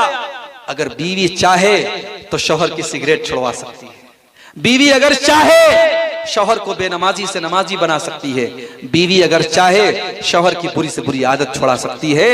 अल्लाह ने मियाँ बीवी के रिश्ते को क्यों कहा कि दोनों एक दूसरे का लिबास हैं। मेरे भाइयों, हम जब कपड़ा पहनते हैं ना, कपड़ा हमारी इज्जत पर पर्दा डालता है। हम कपड़ा उतार दें हम बेइज्जत हो जाएंगे, कपड़ा हमारी इज्जत पर पर्दा डालता है, कपड़ा हमको सजाता है, संवारता है। मियाँ बीवी एक दूसरे के लिए लिबास हैं, एक दूसरे को सजाते हैं, संवारते हैं। इसलिए मियाँ बीवी एक दूसरे का ख्याल रखें और नेकी के काम में एक दूसरे का सपोर्ट करें और मिलजुल करके घर के माहौल को एक दीनदारी वाला माहौल बनाएं, इस्लामी माहौल बनाएं। और आखिर में यही कहना चाहूंगा मेरे भाइयों कि अपने खानदान में, अपने घर में इत्तेहाद पैदा करो। ये भाई भाई का झगड़ा, बाप बेटे का झगड़ा, पड़ोसी पड़ोसी का झगड़ा, इस झगड़े को खत्म करो मेरे भाई। अल्लाह के नबी ने फरमाया किसी मुसलमान के लिए जायज नहीं है कि वो 3 दिन से ज्यादा किसी मुसलमान भाई से ताल्लुक तोड़ दे। आज जिंदगी भर भाई भाई से बात नहीं करता, आज जिंदगी भर बाप बेटे से बात नहीं करता, मुकदमा चलता है भाई भाई में। मेरे भाई, न जमीन लेके जाना है, न जायदाद लेके जाना है, सब ठाट पड़ा रह जाएगा। जब लाद चलेगा बंजारा, सब कुछ यहीं छोड़ के जाना है। जब ईमान लेके जाना है और नेक अमल लेके जाना है तो दिल साफ करके दुनिया से जाओ, दिल साफ करके दुनिया से जाओ। दिल में मैल मत रखो, दिल में कदूरत मत रखो, दिल में नफरत मत रखो। अगर आपका किसी से झगड़ा है, अगर आपने किसी से न बोलने की कसम खाई है, किसी से आपका ताल्लुक टूट गया है, कल सुबह जाइए और ताल्लुक को जोड़ दीजिए, गुस्से को थूक दीजिए, गुस्से को खत्म कर दीजिए, टूटे हुए रिश्तों को आप फिर से मोहब्बत में बदल लीजिए। आइए, रात की सुहानी घड़ी है, ये कबूलियत का वक्त है। अच्छा, मदरसे के लिए ना, ये रात की कबूलियत का टाइम है। अभी हमारे नाज़िम इजलास साहब ने कहा कि मदरसे के लिए जाते जाते आप जो भी चंदा देना हो और अल्लाह की इस मदरसे में और इस दीनी इदारे में आप जो भी आपकी जेब में मौजूद है आप दे करके जाएं, ताकि इस वक्त जब अल्लाह आकर के खुद आपसे कहता है कि मेरे बंदो मुझसे दुआ करो, मैं तुम्हारी दुआ कबूल करूंगा, आपका इस वक्त दिया गया सदका और खैरात हो सकता है कि आपकी नजात का जरिया बन जाए। आप आएं और स्टेज पर देते चले जाएं। मैं सबका नाम लिए बगैर जो भी इस मदरसे के लिए ताउन कर रहे हैं, मैं सबके हक में दुआ करता हूं, अल्लाह सबके चंदे और ताउन को कबूल करे। आइए, इस कार्य खैर में आप हिस्सा लीजिए और अब तक आपने जो सुना है अल्लाह से दुआ कीजिए, अल्लाह हम सबको उस पर अमल करने की तौफीक अता फरमाए। अल्लाह हमारी औरतों को भी दीनदार बनाए, अल्लाह हमारे नौजवानों को भी दीनदार बनाए। अल्लाह जब तक हमें दुनिया में जिंदा रखे, इस्लाम पर जिंदा रखे और हम सब का खात्मा ईमान पर हो, आमीन। रब्बना तक़ब्बल मिन्ना इन्नका अंतस समीउल अलीम व तुब अलैना इन्नका अंतत तव्वाबुर रहीम व सल्लल्लाहु तआला अला नबिय्यिना मुहम्मदिन व अला आलिहि व सहबिहि अजमईन। वस्सलामु अलैकुम व रहमतुल्लाहि व बरकातुहू।